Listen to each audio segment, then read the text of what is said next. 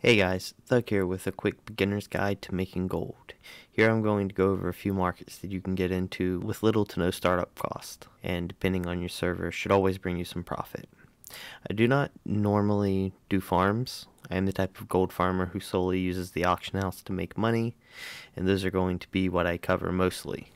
But I am going to cover two fast, viable farms that aren't very time consuming and only take 15 minutes at a time.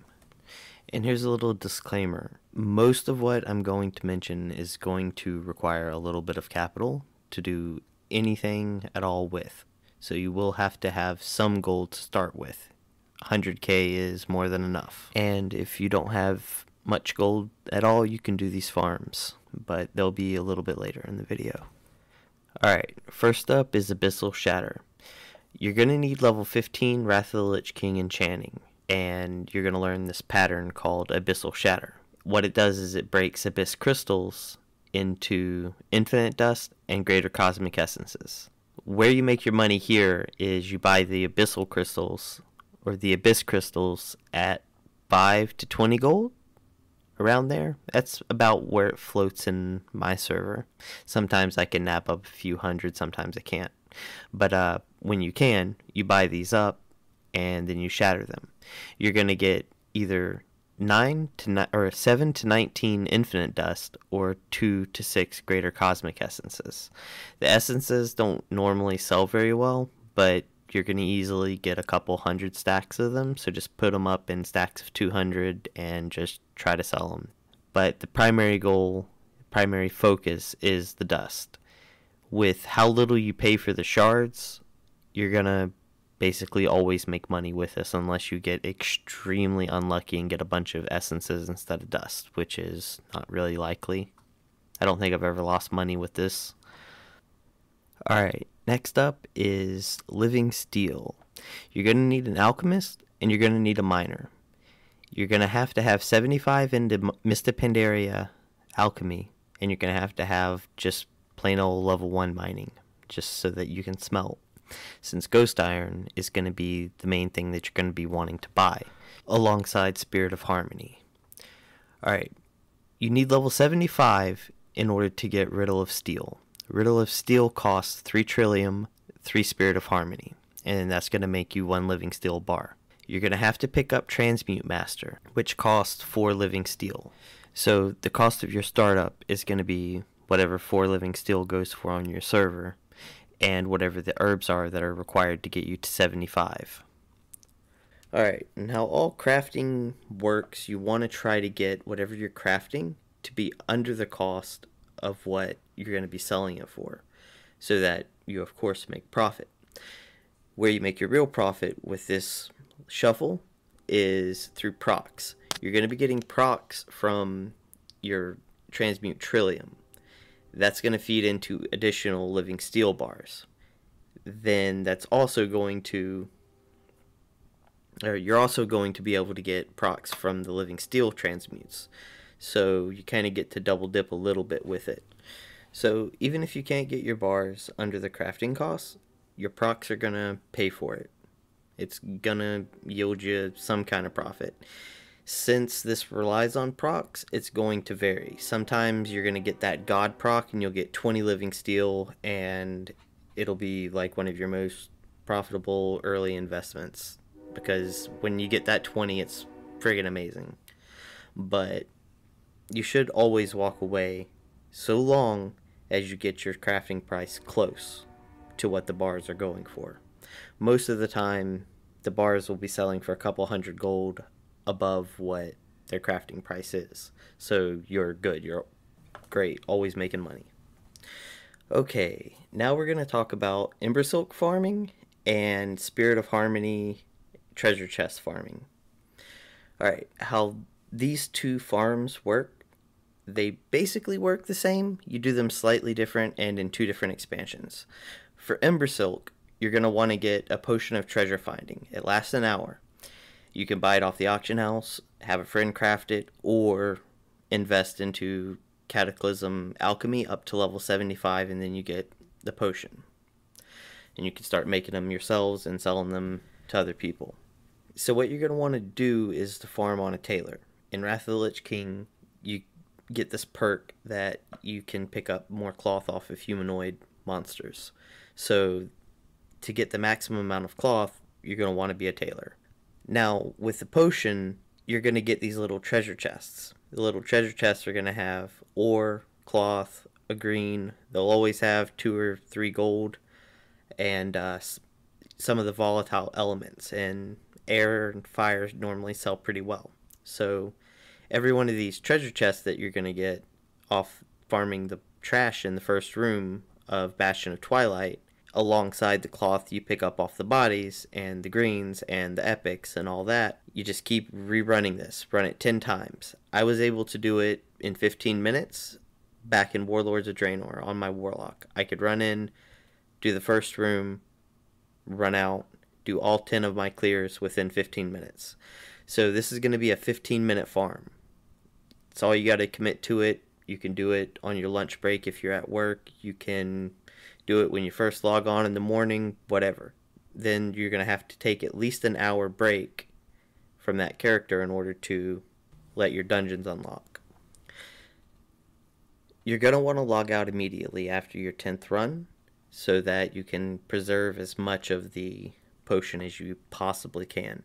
It also helps to have a vendor mount so that you don't have to make a trip back to town to vendor anything. I would highly suggest having that. But aside from that, you can just do this however. It doesn't matter, just so long as you can commit 15 minutes to it per sitting that you go to do it, you're going to make some gold. Now what you do with all this crap is basically disenchant it and then sell the ore, sell the volatiles. You're going to make a couple thousand gold off of vendoring the items that are gray and looted gold. So there's going to be some like liquid or passive gold generated from just killing the monsters and stuff. You're going to make, with your Embersilk, you're going to make just a bunch of bracers. You just use your tailoring. They're one of the first patterns that you get. Bracers cost the least amount of cloth to make. And you just make bracers and disenchant them and do it just like the previous shuffle that I mentioned with the Abyss crystals. Sell the dust, sell the essences, bada boom, you're making money. Alright, and now if you're absolutely broke and you can't afford to invest anything into making money, you just can't do it, you're too broke, you have 2,000 gold, you are in debt, and they're coming to take your freaking house. All you gotta do is have level 1 herbalism. You're gonna go fly around till you find a golden lotus out in the Vale, just the surrounding area. Try to stay fairly close to the Vale so that you're able to, once you find the golden lotus, you're going to get a potion buff that's similar to the potion of treasure finding. They give the same type of chest when you kill mobs in Mist of Pandaria. The difference is all you got to do is find a golden lotus. There aren't many people out there farming the herbs, so the ones that are there are going to be there. It shouldn't take you very long to find one. Anyways, the dungeon that we're going to go farm is you're going to, as soon as you find the golden lotus, you fly back into the Vale and you go to where Lore Walker Cho is. I don't remember the name of the guy you speak to, but it's the one that allows you to do Raid Finder on your own. You just queue up for one of the wings in Heart of Fear, clear all the trash, click the eye, leave dungeon, re-queue, and do this as many times as you can fit in. I don't think that there is a cooldown timer on it, kind of like how the dungeons have. You can only do 10 of them. I don't think there's a limit on this. So you can go in there and just clear the trash, clear the trash, clear the trash. You're going to get similar items in these little treasure chests as to the Cataclysm version of it. It's going to be basically the same stuff. You're going to get motes, you're going to get greens, cloth, ore, all that. That can help you with your Trillium farm. That can help, or your Living Steel farm. That can help you get into any market. You just, how much ever time you invest into this is the gold you're going to make. So either of these farms are viable and are a reasonable way to get started. Okay guys, and the last one we're going to cover is Gloom Dust, Umber Shards, and Expulsum. See the trend? I really like enchanting, and I really, really, really like tailoring. They are some of the best gold making professions you can have because there are so many ways to use them. Alright, we're going to do basically the same thing as the Embersilk farm, except we're not going to be farming anything. We're just going to take breaking the bracers down into dust and selling the dust. That's all we're going to do with it. This one does require capital. You have to invest a fair bit into this in order to be able to make some money with it. I normally will buy 20 to 30,000 pieces of tide spray linen, and that's what I go through almost every day making my dark moon cards.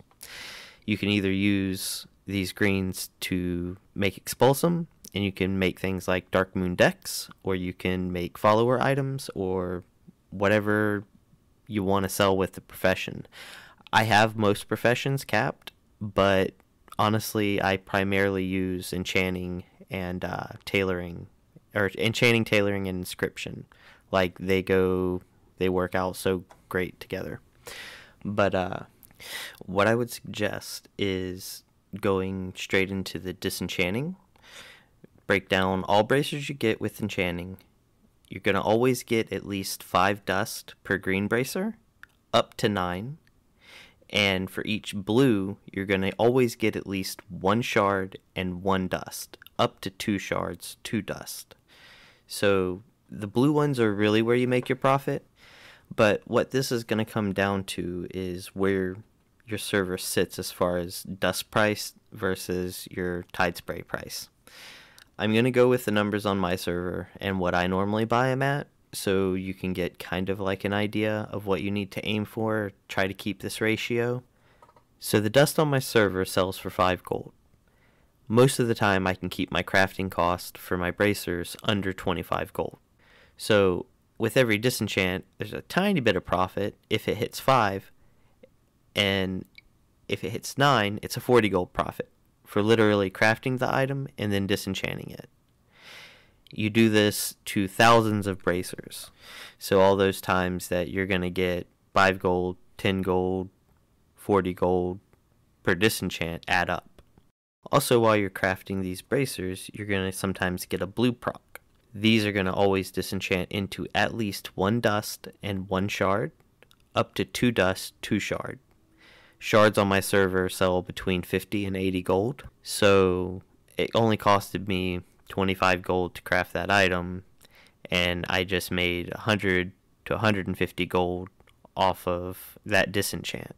It starts scaling exponentially, like the more you put into it, the more you're going to get back.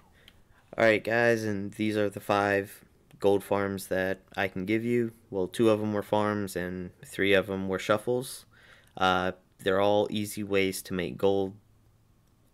Don't require you to sit there and farm herbs and ore for 2 hours, 3 hours a day. You'll never have to do that again. Just try some of these out. Come back, tell me in the comments if any of them worked for you. And I guess that's it. Alright, best of luck. Make some money. Make sure you get back with me. Tell me how much you made. Tell me which tip you followed. Tell me whatever you did. Doesn't matter. Just tell me what you did. Tell me if this helped you. It'd mean the world to me. I just want to help people out. And this is a really easy way to put $15 back in your pocket by just playing the game. You can play for free like I have done for years now. But alright, that's it. I'll catch you guys another time. Thanks for watching.